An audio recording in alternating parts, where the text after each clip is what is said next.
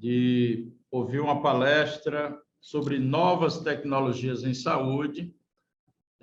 A professora Socorro Quirino, especialista em fisioterapia cardiorrespiratória pela Universidade de Fortaleza, mestre em ciências fisiológicas, doutora em ciências pela Universidade Federal de Minas Gerais, docente titular do Centro Universitário Estácio do Ceará na disciplina de fisioterapia cardiovascular e terapia intensiva.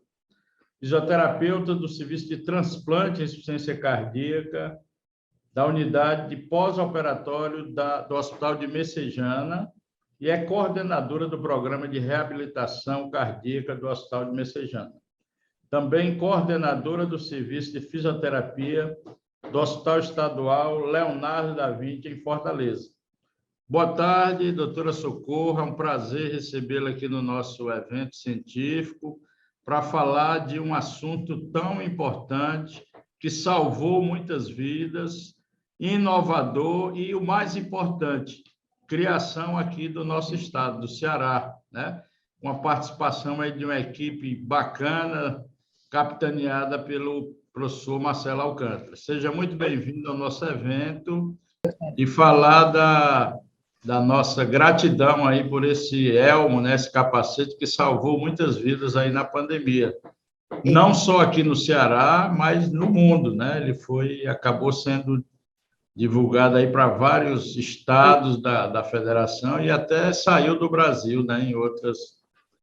Então, gostaria de desejar uma excelente palestra e sinta-se em casa, sinta-se à vontade aqui no nosso evento. Tá. Eu que agradeço, é uma honra estar participando do primeiro brasileiro de urgência e emergência e falar de um assunto que para nós aqui do Ceará é um assunto extremamente prazeroso, como o senhor falou, é uma ferramenta que salvou tantas vidas, né? Então, eu fico feliz de estar aqui e espero que eu possa transmitir para vocês um pouco da nossa experiência utilizando o capacete Elmo, né? Uma breve explanação, a nossa situação no Ceará atualmente, né, de fevereiro de 2020 até novembro agora, desse mês, nós já contabilizamos 949.167 casos de Covid-19.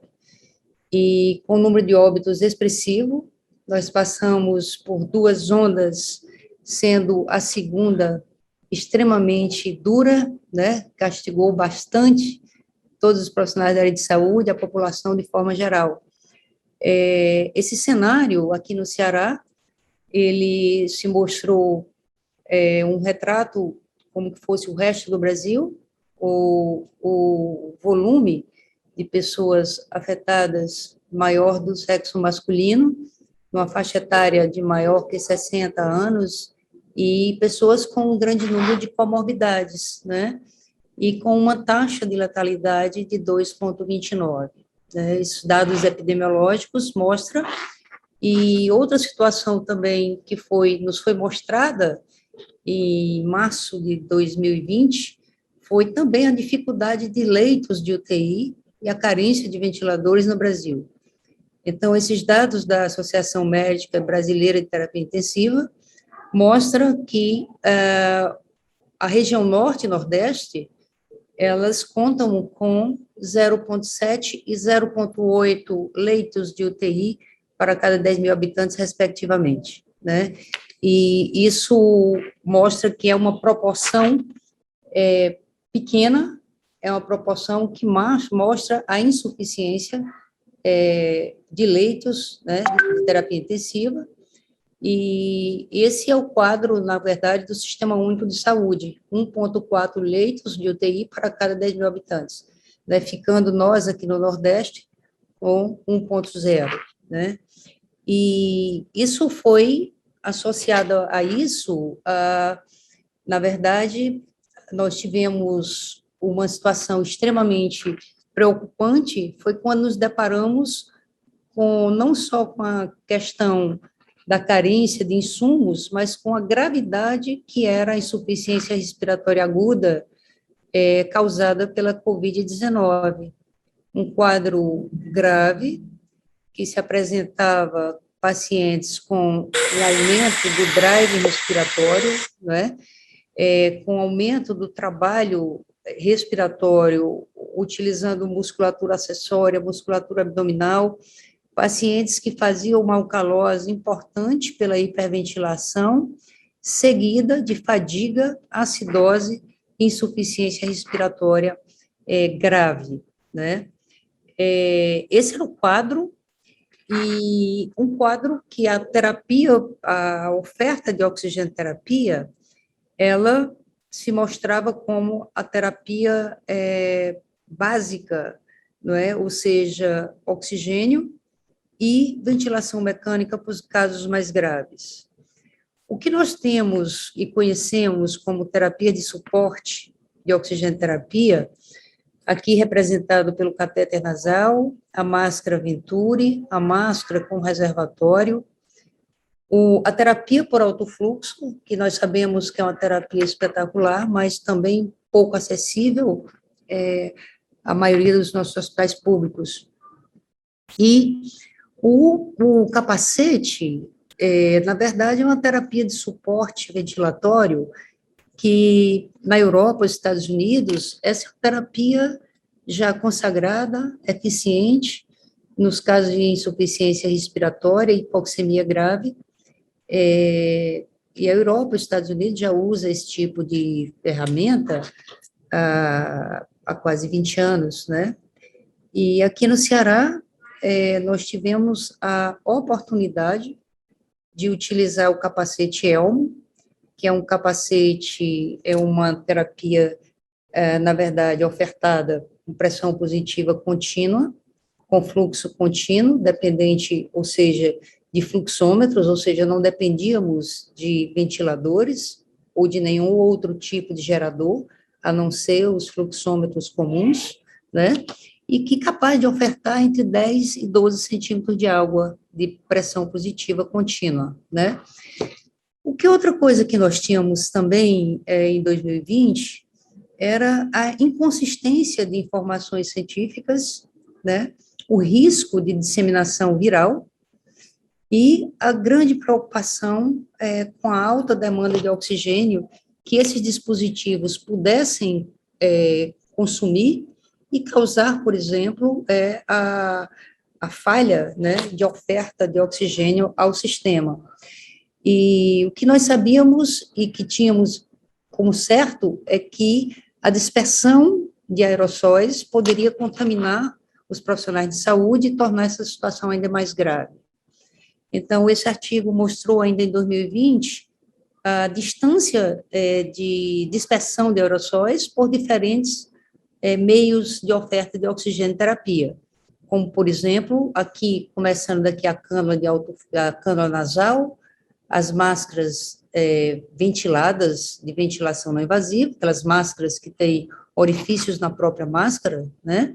As máscaras oronasais, a máscara Venturi, o catéter de alto fluxo, e aqui os capacetes, os modelos selados, ou seja, aqueles modelos que conseguiam selar o pescoço do paciente e vedar essas saídas, nós tínhamos uma dispersão de aerossol próxima a zero. Então, isso era também uma certeza de que a interface capacete poderia nos ajudar não somente a ofertar oxigênio, mas também proteger a equipe de profissionais. Então, as máscaras, o helmet, aqui selado no pescoço, aqui próximo a zero.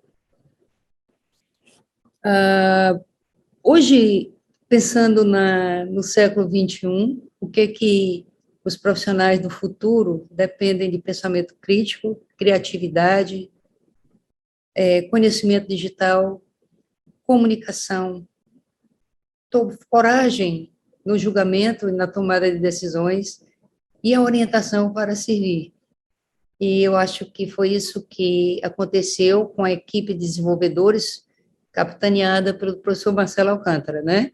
Então, o helmet, na verdade, é uma analogia aí aos capacetes. A palavra elmo, em português, é capacete, então, eram os capacetes utilizados pelos guerreiros para se proteger. Então, em épocas passadas e na época medieval, os elmos eram utilizados pelos guerreiros. Eu acho que foi essas características que levaram a equipe do Dr. Marcelo Alcântara, com apoio de várias entidades aqui no Ceará, a desenvolver, num tempo recorde, o capacete, e tudo isso teve um tempo muito rápido, né? O capacete, na verdade, ele é uma cúpula de polietileno, aqui com um colar de silicone, que veda aqui ao pescoço, né? A oferta de oxigênio vem do ar comprimido e da mistura gasosa de ar comprimido e oxigênio, né? E, naturalmente, uma saída exalatória com uma válvula de PIB. Aqui a equipe do professor Marcelo, e a apresentação do capacete aqui no Hospital Leonardo da Vinci, numa reunião feita aqui com o nosso presidente, o doutor Flávio Delefeu, o doutor Marcelo Alcântara, na apresentação do capacete, porque num segundo momento, esse capacete poderia ser utilizado, aliás, testado clinicamente no nosso hospital. Aqui é uma foto cedida pelo acervo dos desenvolvedores. O Elmo teve pelo menos 8 protótipos até chegar no modelo que foi comercializado e disponibilizado para o seu uso clínico. O Hospital Leonardo da Vinci, para quem não conhece, que fora do Ceará, é um hospital estadual, é um hospital que foi designado como sendo um hospital de referência para o tratamento de pacientes com Covid-19, e o nosso hospital foi escolhido para fazer o teste clínico.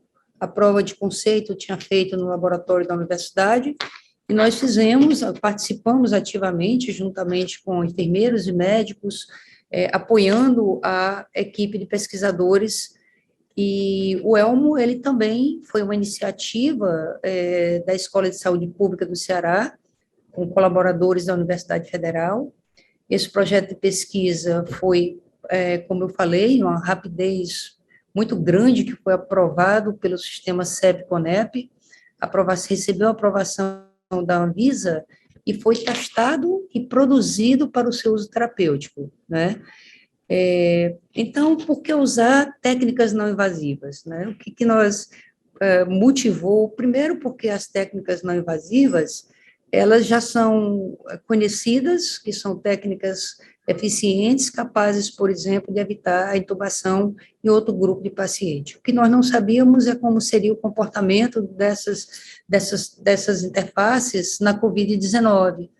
Então, a ventilação não invasiva é uma terapia, por exemplo, de primeira escolha na DPOC agudizada, ou seja, os pacientes com doença pulmonar obstrutiva se beneficiam e, na maioria das vezes, se livram da mortalidade quando são tratados de forma não invasiva.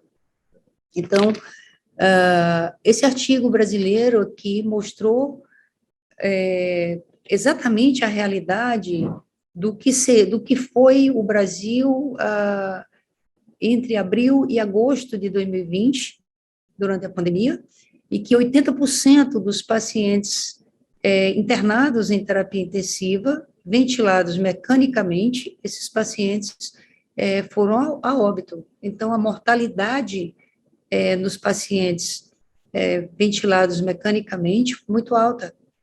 E nós sabemos que, numa pandemia, é um cenário de guerra, onde nós não temos especialistas para tratar todos, nós não temos insumos de primeira linha para dar cobertura a toda a população, e isso motivou mais ainda que a equipe desenvolvesse o capacete. Então, o Elmo na verdade, o capacete, ele foi indicado para pacientes hipoxêmicos com insuficiência respiratória aguda leve a moderada, e a pergunta era, como iniciar a utilização de uma nova tecnologia em meio a uma pandemia? E tudo isso teve uma força-tarefa, né, um envolvimento muito grande de muitas pessoas que se disponibilizaram a nos ajudar, né? Então, a capacitação de equipes foi feita incansavelmente pela Escola de Saúde Pública, e cada pessoa que ia na escola tinha a missão de multiplicar esse conhecimento nos seus hospitais. Eu participei da capacitação, não somente no Leonardo da Vinci, mas também ajudei a capacitar as pessoas no Hospital de Messejana e em outras cidades do interior que eventualmente mandavam os seus profissionais para receber treinamento. E a capacitação da equipe dependia também da elaboração de fluxos de atendimento, a interação do processo dentro da estrutura hospitalar, a disponibilização de insumos e essa terapia, uma vez disponibilizada, quando utilizar? Ela deveria ser utilizada precocemente. Nós sabíamos que a evolução da doença, a gravidade da Covid-19, a forma que ela evoluía, se nós demorássemos, o doente não tinha nenhuma chance e deveria realmente ser entubado. Então, alguns artigos já mostravam que o capacete poderia ser utilizado, conforme já tinham artigos publicados, não na Covid-19, mas em outros tipos de pneumonias outras, de outras etiologias, né? E a terapia de alto fluxo, ela estava, durante a pandemia, ela também foi fortemente utilizada. E nós não sabíamos exatamente qual das duas teria o melhor resultado nesses pacientes. E essa publicação mostrou que a intubação orotraqueal foi mais baixa no grupo, que é um trabalho randomizado, um ensaio clínico, e que mostrou que o grupo que usou o capacete teve menor taxa de intubação do que o grupo que usou o alto fluxo. Então, isso também nos apoiava a continuar a insistir com a utilização do nosso capacete Elmo. Esse artigo que utiliza o CPAP em insuficiência com insuficiência respiratória hipoxêmica grave por pneumonia, e esse trabalho, eu particularmente, na época li, e me deu um certo alento de ver que, por exemplo, os pacientes que usavam CPAP, eles tinham realmente uma taxa de intubação menor do que o grupo controle, e que a PaO2-FO2, ou seja, o índice de oxigenação no grupo CPAP, ele permanecia e segurava de forma estável em níveis mais altos, ou seja, a PaO2-FO2 mais alta do que os pacientes que usavam outro tipo de oferta, ou seja, o grupo controle, que era o grupo não CPAP. O trabalho também mostrou uma coorte, um estudo de coorte, um multicêntrico, mostrando mais ou menos o perfil dos pacientes com Covid-19 que utilizavam o capacete. Então, esse trabalho também mostrou para a gente que os pacientes que tinham um perfil inflamatório mais grave, eles eram doentes que tinham maior chance de falha, e isso nos ajudava a fazer exatamente a triagem desses pacientes, né? Pacientes que tinham uma resposta terapêutica em relação à melhora da PaO2-FO2 e menor do que 20%, né, nas primeiras horas, também apontava para esses pacientes que tinham maior chance de falha. Então, na época, nós nos apegávamos aos poucos artigos que tinham para dar sustentação ao que nós queríamos fazer. Nós queríamos utilizar o capacete, nós queríamos que os pacientes não fossem entubados e que esses pacientes sobrevivessem. E as poucas informações que nos chegavam, a gente utilizavam todas com a maior responsabilidade no nosso dia a dia. Então, eu vou contar para vocês um pouco da nossa experiência no Hospital Leonardo da Vinci, um hospital, como eu falei, um hospital de referência para a Covid, um hospital que chegou a ter, nessa segunda onda, 168 leitos de UTI. Nós chegamos a ter, em alguns momentos, 110, 115 pacientes entubados.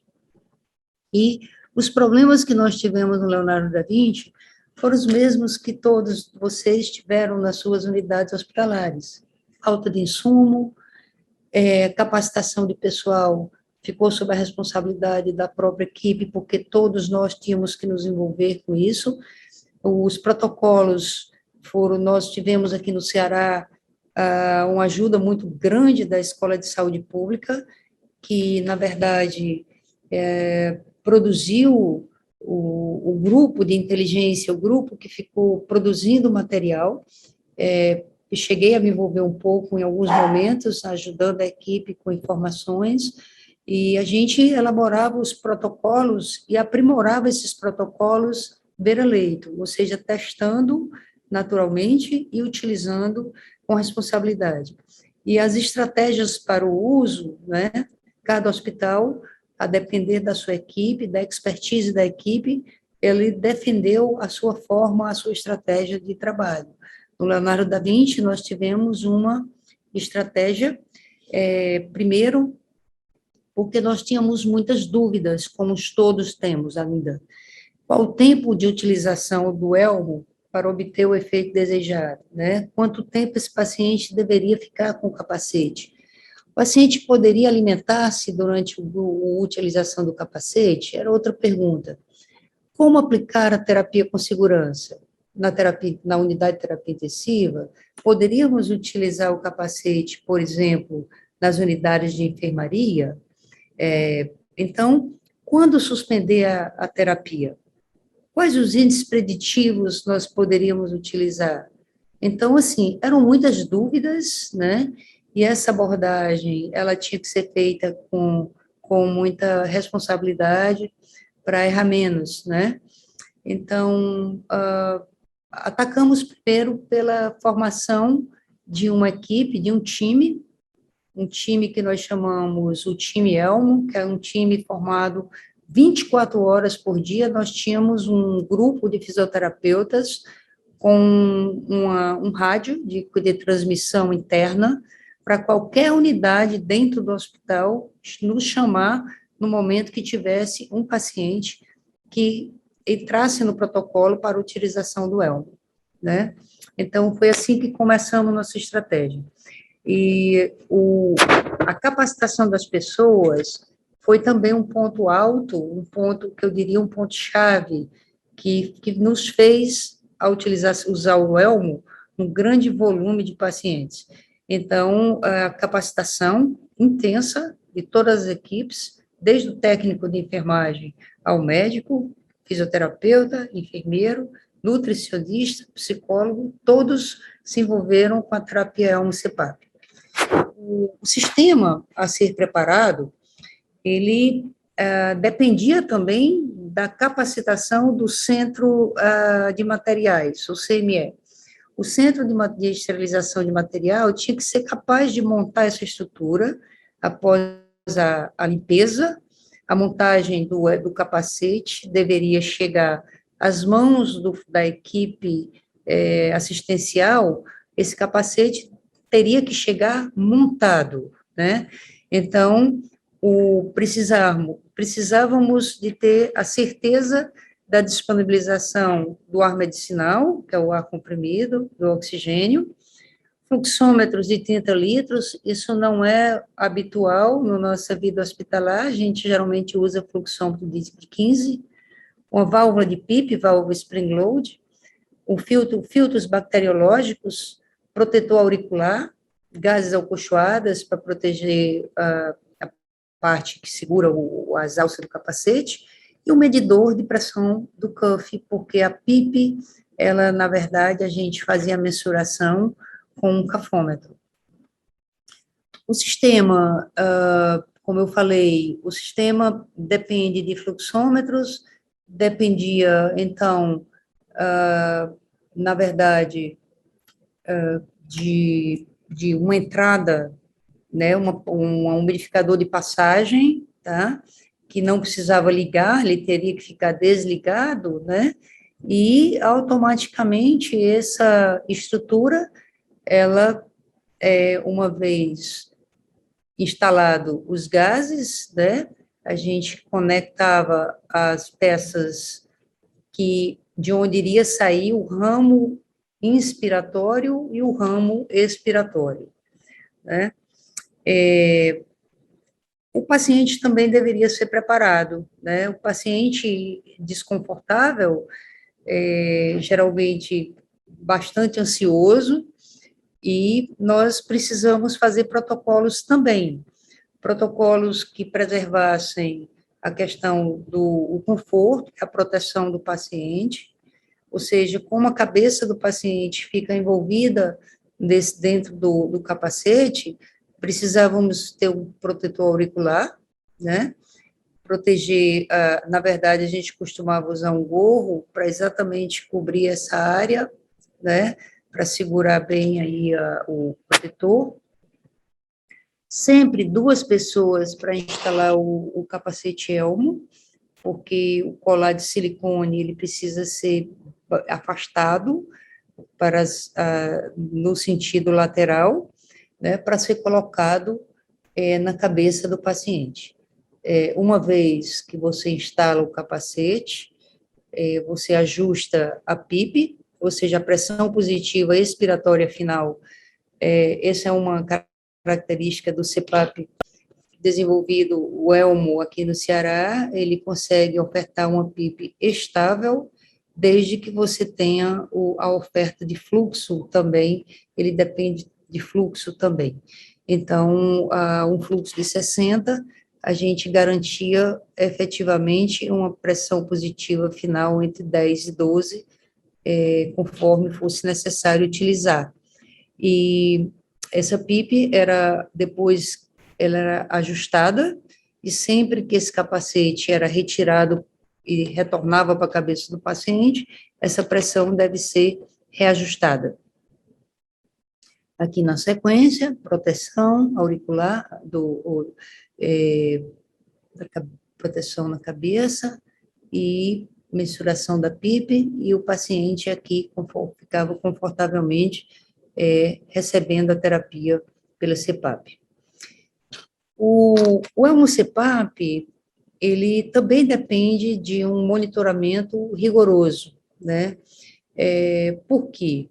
Porque uma vez que você decide utilizar uma técnica não invasiva com paciente grave, independentemente de ser COVID-19 ou não, você tem que fazer a devida reavaliação, poucos minutos, com 30 minutos, com 1 hora, com 2 horas, para quê? Para aferir a resposta ao paciente, a resposta do paciente à terapia. A gente tinha uma meta, um alvo.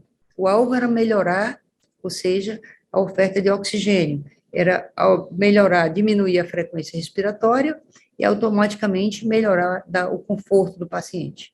Então, o paciente teria que ter um monitoramento não somente clínico da resposta clínica, mas o monitoramento também da parte do próprio capacete, ou seja, desconexões acidentais, elas poderiam acontecer, essas peças, elas podem desconectar, e os sinais de intolerância ao paciente, que isso era o que mais chamava a atenção da equipe, que nós treinamos a equipe para avaliar bem, para também respeitar o momento de parar a terapia quando não tivesse resposta. A não resposta, ela era mostrada com a queda da saturação, aumento da frequência respiratória, aumento da frequência cardíaca, inquietação, paciente com face de angústia. Esse doente, ele poderia falhar não só no capacete, mas na não invasiva por máscara facial, por qualquer outra terapia não invasiva e esse paciente deveria ser entubado. Uma coisa interessante é que o capacete ELMA, ao contrário do que muitos pensam, ele não limita o paciente. O paciente, ele pode ficar na posição de pronação, que foi uma das estratégias bastante eficientes utilizadas na COVID-19. O paciente poderia sair da cama para por exemplo, fazer terapia funcional, tá? O paciente poderia diminuir seu grau de ansiedade escrevendo, fazendo palavra cruzada, lendo, tá? Isso dependia muito do apoio da equipe, da estratégia de cada equipe para acalmar esses pacientes no ELMO.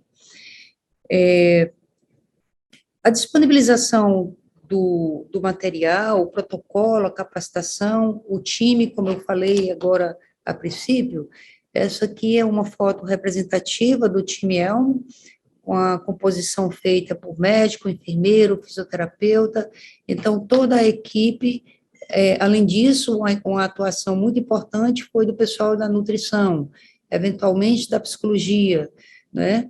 E toda essa equipe, esse envolvimento, fez com que a gente chegasse no Leonardo da Vinci a utilizar, por exemplo, a chegar no mês de maio, que foi o nosso pico aqui, nós chegamos a ter, no dia 30 aqui, 40 pacientes utilizando no mesmo dia, utilizando o capacete ELMO.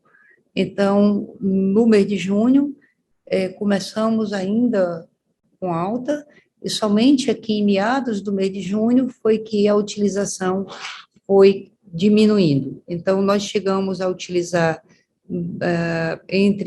depois que nós estabelecemos protocolo, equipe e o time ELMO, a utilização, ela aumentava a cada dia, permitindo que nós tivéssemos até 40 ELMOs instalados dia. Aqui algumas informações sobre o protocolo. Esse protocolo foi baseado no protocolo publicado pelo Dr. Marcelo e colaboradores na Escola de Saúde Pública, tá? Então, nós utilizávamos o paciente que não melhorava com a máscara com reservatório, que continuava com frequência respiratória acima de 25 e que não tinha acidose, ou seja, o pH era maior do que 7,34, com PCO2 em torno de 50, esse paciente encontrava critério para ser incluído no nosso protocolo do ELMO. E os critérios de exclusão, como está aqui, acidose, torpor, pneumotórax, sinais de fadiga respiratória. Na verdade, esses critérios, eles já são conhecidos como critérios para excluir outras terapias não invasivas também. Tá? Aqui, no nosso protocolo, a questão da utilização de sonda nasoenteral, nós realmente não tivemos paciente utilizando sonda nasoenteral, e pacientes que tinham instabilidade hemodinâmica, a menos que estivesse utilizando baixíssimas doses de droga vasoativa, se fosse doses bem baixas, ele permaneceria no protocolo. Assim como o pneumomediastino, ele só era excluído se o paciente tivesse instabilidade hemodinâmica. Isso porque os nossos anestesistas, eles questionaram esse item, então, nós discutimos com a equipe, e o paciente que tinha pneumomediastino, ele entrava no protocolo, respeitando, e após avaliação, se ele não tivesse instabilidade hemodinâmica. Isso porque a ideia é que se a gente tirasse o capacete, ele ia ser entubado e ia também para a pressão positiva. E o pneumomediastino ia continuar recebendo o efeito da pressão positiva no mediastino. Parâmetros para o paciente para definir o local de utilização. Como eu falei, era uma grande dúvida onde utilizar. O doente tinha que se ficar na UTI, ele tinha que ter todo o arsenal de UTI, ou nós poderíamos usar na enfermaria. Então, no Leonardo da Vinci, a direção e nossa equipe assistencial, nós concordamos que teríamos uma enfermaria, um andar só para a utilização do capacete nas enfermarias. E os doentes com critérios maiores, quais eram os critérios maiores? Pacientes com índice de oxigenação abaixo de 100 ou beirando 100, ou com a PO2 abaixo de 65, com utilização de músculo acessório, ele ia para a UTI. Por quê? Porque nós sabíamos que a chance de falha do elmo era muito grande. E os pacientes com insuficiência respiratória moderada a leve utilizaram o elmo na enfermaria. Aqui, critérios para após 2 horas de utilização, se o paciente preenchesse 4 critérios aqui, independentemente de qual fosse, esses pacientes eram interrompidos a terapia e acionávamos o TRR. Essa também foi uma estratégia importante, foi a proteção do paciente em relação à alimentação. Como o Leonardo da Vinci, o volume de pacientes utilizando o elmo era muito grande, as equipes no início não tinham tanta expertise com o equipamento. Então, se o doente tivesse insuficiência respiratória leve a moderada, ele era alimentado nos intervalos, ou seja, retirava-se o elmo da cabeça e o paciente recebia a alimentação, né? E os pacientes graves, eles receberiam a placa vermelha, aqueles doentes que tinham risco de intubação, eles ficavam em jejum, os doentes não eram alimentados até que tivesse liberação médica para tal. Higiene, apenas higiene íntima, e o posicionamento, apenas o posicionamento que nós da fisioterapia chamamos posicionamento terapêutico, ou seja, a lateralização ou a pronação. Ou seja, o doente leve e moderado, eles podiam receber mobilização terapêutica, exercícios funcionais, e o doente grave apenas era posicionado.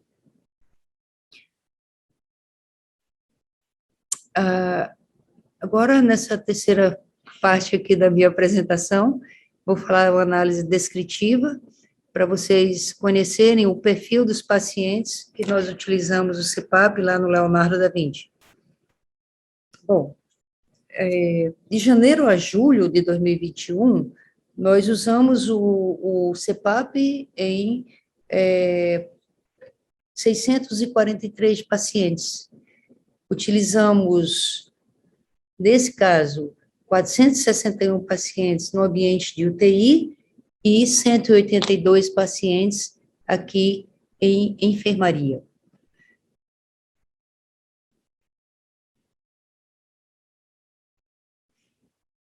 Em relação ao gênero, então, nós tivemos a grande maioria, o que confere com o perfil dos pacientes com Covid-19 no Ceará e no Brasil, a maioria do sexo masculino, e aqui a minoria não, 38%, ou seja, 250 pacientes do sexo feminino. A faixa etária dos doentes que usaram o elmo CPAP, 67 doentes de 18 a 29 anos, 45%, 295 pacientes de 30 a 49, 23% de 50 a 59 anos e em torno de 20% desses pacientes acima de 60 anos. Então, na verdade, nós temos aqui o maior percentual de pacientes nessa faixa etária, juntando aqui de 50 a 60 anos. O tempo do início de sintomas e a instalação do elmo, aqui, entre 8 e 12º dia, aqui foram a maioria dos pacientes, né? Ou seja, na fase bem aguda, alguns pacientes aqui entre do 3º ao 8º dia, mas o grande volume utilizou iniciando na fase aguda. O Leonardo da Vinci é um hospital que recebe pacientes, recebe pacientes referenciados das unidades de pronto atendimento. Então, os doentes chegam já um quadro mais avançado. Tempo de uso do dispositivo, a maior parte dos pacientes usou o dispositivo entre 3 e 8 dias, né? Aqui, esses doentes que usaram por 1 a 2 dias foram os pacientes de falha do elmo, né? Muitos pacientes tiveram falha terapêutica e falhava logo de 1 a 2 dias. A frequência respiratória antes da utilização do elmo, percebe-se que pacientes com a frequência respiratória aqui entre 25 e até chegamos pacientes com frequência respiratória de 50, mas a grande maioria estava aqui com uma média aqui de 29 a 30 incursões respiratórias, mais ou menos 7. O índice de oxigenação, na verdade, a PF pré-elmo, no início nós limitamos o uso do elmo a pacientes com a PF acima de 100, e com o avançar da pandemia, a gravidade desses pacientes eram pacientes que chegavam para nós de uma gravidade com um grau de hipoxemia muito importante, e precisávamos, com a falta de insumos, começamos a utilizar, e muitos desses pacientes que tinham PF abaixo de 100 conseguiram sair sem intubação. Então, nós abrimos o protocolo e chegamos a utilizar em 280 pacientes com PF abaixo de 100. Então, doentes graves, ou seja, e aqui 134, entre 151 e 250, e somente 11 pacientes tinham aqui a PF entre 251 e 300, né? Então, pacientes bastante graves. Aqui, a mediana, né, mostrando aqui a PF aqui em torno de 120, desses 562 doentes, e a mediana da PF aqui acima de 150 na primeira avaliação, que nem sempre era na primeira hora, às vezes na segunda hora ou na terceira, mas era a primeira gasometria após a instalação que era registrada. O desfecho da terapia com elmo-CPAP no Hospital Leonardo da Vinci, com esses pacientes que utilizamos, que utilizou o elmo com esse perfil clínico que eu acabei de apresentar, nós tivemos 67,5% de pacientes que não foram intubados, com desfecho de intubação em 32% desses doentes. Então, um desfecho favorável.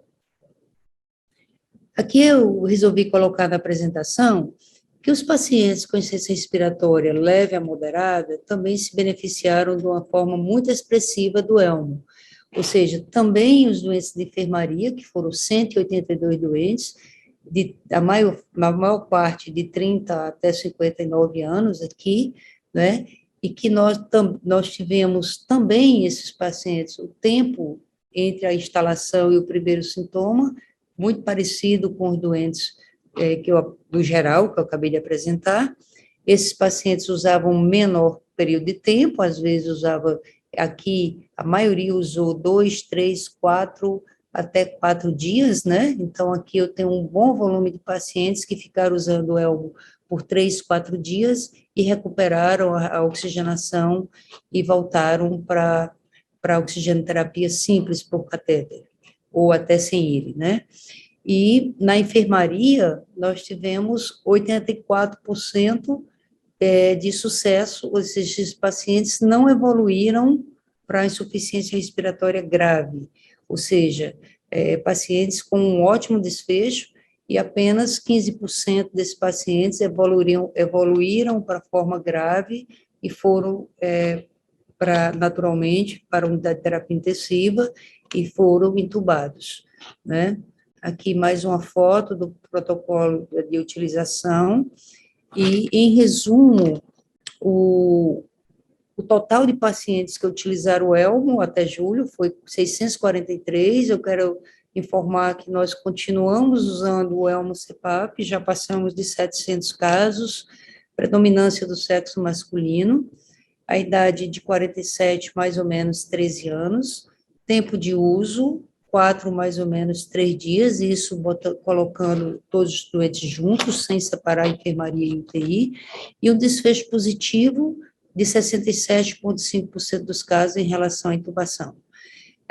Faço questão de dizer que no Leonardo da Vinci nós não utilizamos o catéter nasal de alto fluxo, isso porque nós não tínhamos a terapia disponível. Então, o Elmo CPAP foi a principal estratégia não invasiva utilizada na COVID-19. Nessa parcial de 643 pacientes, o resultado foi favorável e que a gente precisa revisar nossos protocolos e em relação ao início da terapia e ao tempo de utilização. Para finalizar também, eu devo falar de alguns problemas com o Elmo CPAP, que é um alto número de avarias na cúpula, aquela parte que fica na cabeça do paciente. O colar, ele sofre menos avaria, praticamente na montagem. As alças também estão sujeitas à quebra, e o encaixe no ramo expiratório necessita de ajuste e cuidados contínuos da equipe devido ao risco de desconexão, né? Isso eu faço questão de colocar, que foram alguns cuidados importantes que tivemos lá no Leonardo da Vinci, que nos ajudou em relação à segurança do paciente. Oportunidade de melhoria, sempre há. Eu acredito que a equipe de desenvolvedores e os fabricantes devam otimizar essa interface. Acho que nós, que utilizamos em larga escala, podemos contribuir para a definição de protocolo em cenários diferentes, cenário de enfermaria, cenário UTI, o que podemos fazer melhor para esses pacientes. Precisamos também registrar mais e analisar as amostras que utilizaram o Elmo CPAP no Ceará e fora do Ceará, e compreender melhor nossos resultados para a utilização segura e também analisar os fatores que estão relacionados com essa falha da terapia. Então, eu acredito que nessa apresentação eu tenha mostrado um pouco da experiência, e fica aqui, mais uma vez, né, nossa gratidão aos desenvolvedores, né, à equipe toda do Elmo CPAP. Estamos sempre à disposição e continuar colaborando. Então, muito obrigada também ao evento por estar aqui participando. Vamos ver aqui. Professora Socorro, parabéns pela brilhante apresentação. Gostaria de parabenizar esse trabalho incansável aí da equipe de vocês, né? Eu tive a oportunidade de estar na escola lá no começo da pandemia. O doutor Marcelo me chamou para ajudar na montagem do centro de simulação, e eu acompanhei bem de perto aí o trabalho de vocês. Muito bacana, né? É uma coisa assim louvável, salvaram muitas vidas, né? Eu não sei do que seria naquela pandemia sem o Elmo. Mas eu vou lhe fazer uma pergunta, não sei se vocês já têm esse resultado de trabalho, né? Eu queria saber se vocês têm algum estudo comparativo das terapias de alto fluxo, VNI, o High Flow e o Elmo, comparativamente. Se um tem melhores resultados, em que situações, se usa o VNI, ou o alto fluxo, o High Flow, ou o Elmo, né?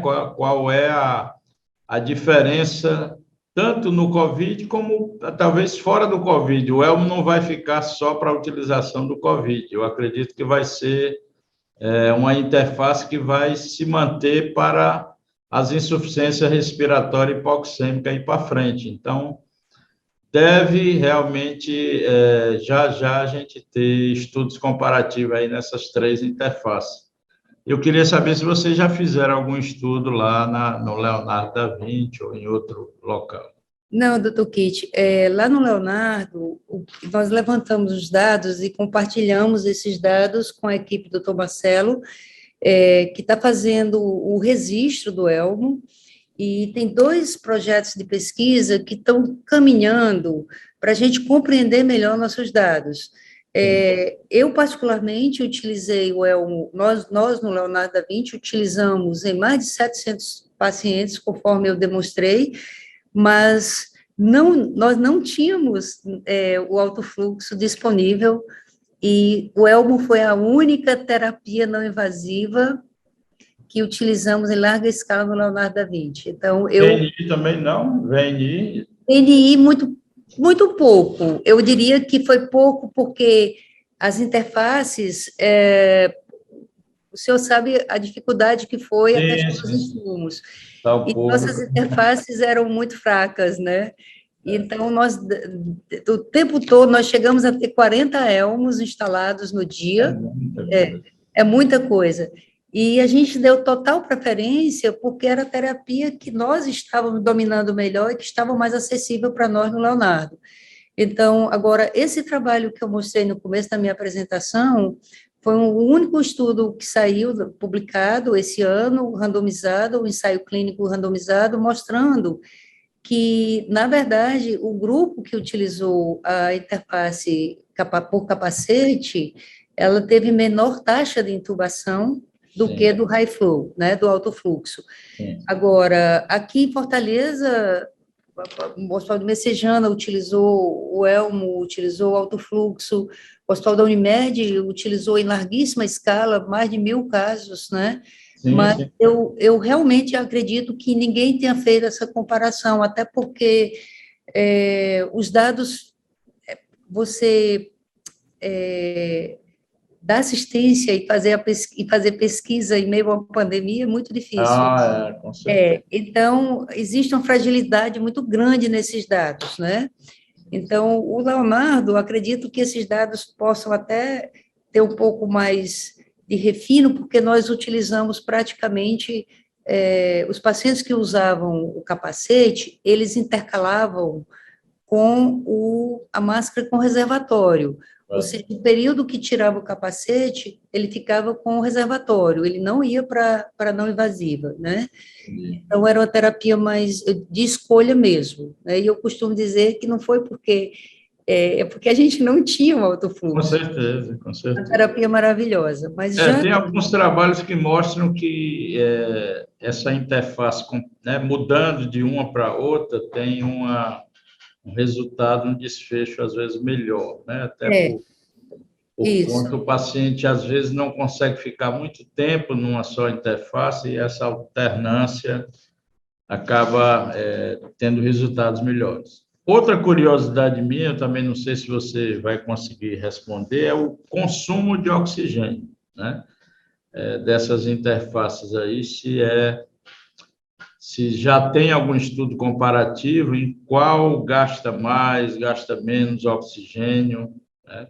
Olha, doutor Kitt, no Leonardo da Vinci, nós tínhamos o tanque de oxigênio, ele foi dobrado, né, quando a gente começou a utilizar, mas o Leonardo tinha uma característica muito diferente, nós chegamos a ter 100 ventiladores funcionando, então, 9.000 metros cúbicos foi para 18.000, então, é um gasto muito, o tanque ele foi duplicado para que a gente não corresse risco de falha, né, de falha de oferta de gás.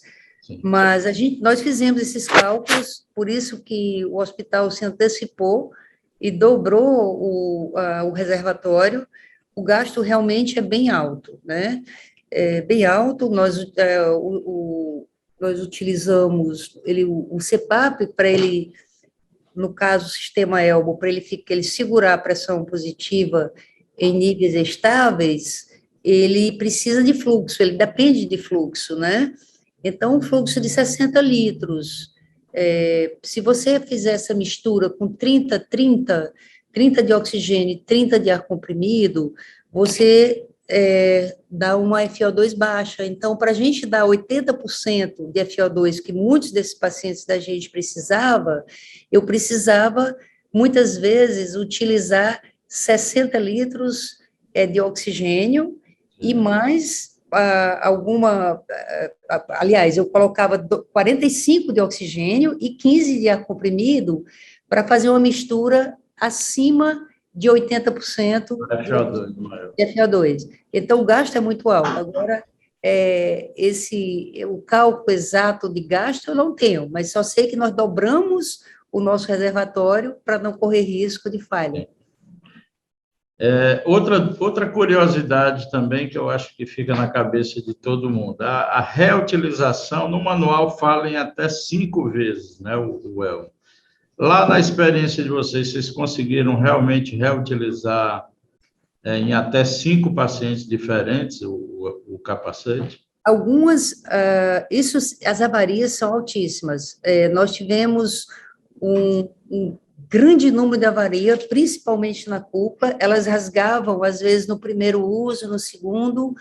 Então, nós chegamos a receber da Esmaltec nós fizemos um pedido de reposição, porque algumas interfaces abriam, não aguentavam a pressão, né, e eles rasgavam. Então, e alguns outros não, alguns a gente conseguiu usar mais de 5 vezes. Então, esse controle de qualidade da interface, eu acho que é uma oportunidade de melhoria que eles vão ter que olhar, né? Essa interface, ela tem que ser otimizada em relação à qualidade do equipamento. Mas para a pandemia, para ser no meio da pandemia, ela resolveu muito bem. Com certeza. Socorro, só para finalizar, assim, o que é que você acha que o elmo vai continuar para outras patologias? É uma interface que veio para ficar realmente? Ou ele vai cair muito a utilização depois do Covid? Não, eu acho que veio para ficar, ele vai ser otimizado, sim, né? Essa interface, ela tem uma grande vantagem de poder ser utilizada em cenários menos complexos, como eu falei, em enfermaria, porque precisa só de fluxômetro. Então, nós precisamos pensar no interior do estado, nós precisamos pensar em cenários menos favorecidos, e com a otimização, ele foi feito para ser usado nesse cenário, né? As pessoas dizem assim, mas por que não pode usar no ventilador? Porque não tinha ventilador, ele foi feito para salvar vidas em meio à pandemia. Agora, ele provavelmente, quando chegar com a nova versão, essa versão 2.0, ela provavelmente ela virá com outra característica, ela vai ficar, sim, porque a terapia com CPAP, ela é consagrada principalmente na utilização, por exemplo, da demagogia de pulmão. Nós sabemos que isso nas emergências pode ser de grande utilidade, né? Eu acho que o avanço, eu acho que agora é otimizar a interface e disponibilizar. Eu acho que, sem dúvida nenhuma, foi a tecnologia, a nova tecnologia aqui no Ceará que salvou muitas vidas, não tenho dúvida nenhuma. E eu ainda vou mais além, nós não podemos perder essa mão de obra que foi treinada e qualificada no uso do elmo em pouco tempo, né? Veja quantos profissionais passaram pelo Leonardo, lá na escola, no Hospital de Messejana, enfim, em todos os hospitais teve treinamento, e ainda continua tendo até hoje, né? Então, essa mão de obra não pode ser desperdiçada assim. E a oportunidade científica também, não é? Desse projeto já saiu publicação, uma das fisioterapeutas desenvolvedoras, a Betina Santos, já defendeu a sua dissertação de mestrado, a Gabriela, que é doutora também, trabalha com o doutor Marcelo, continua na equipe, então é uma equipe muito capacitada, que além, naturalmente, do resultado clínico e a utilização, vem a parte científica, que é fantástica, que pode ainda ter muitos e muitos braços ainda, né? Perfeito. Socorro, gostaria de agradecer enormemente aí a sua disponibilidade, leve os nossos parabéns aí à equipe de vocês, né? Com certeza vocês são responsáveis aí por ter salvado muitas vidas nessa pandemia, e espero que essa ferramenta ela seja ainda fruto de melhorias e que permaneça aí no nosso meio, nessa interface nos ajude a salvar mais vida em outros diagnósticos, em outras patologias também. Muito bom. Muito obrigada ao senhor pelo acolhimento, pelas palavras, e deixar mais uma vez a saudação a todos os participantes do evento. Muito obrigada.